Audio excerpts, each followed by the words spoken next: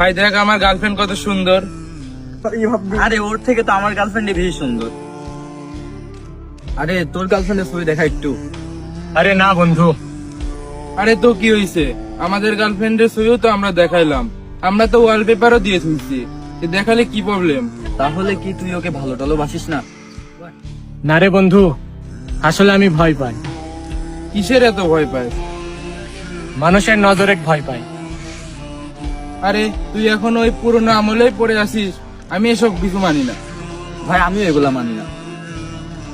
শোন ভাই, আমি ওই অন্ধবিশ্বাস জাদু টোনা ওগুলো কিছুই বিশ্বাস করি না, তবে মানুষের নজর হয়, আর সেটা লেগেও যায়। আসলে ভাই এইসব জিনিস সবার থেকে লুকায় রাখাই ভালো, কারণ নজর যখন লাগে একবারে সব বরবাদ করে দেয়।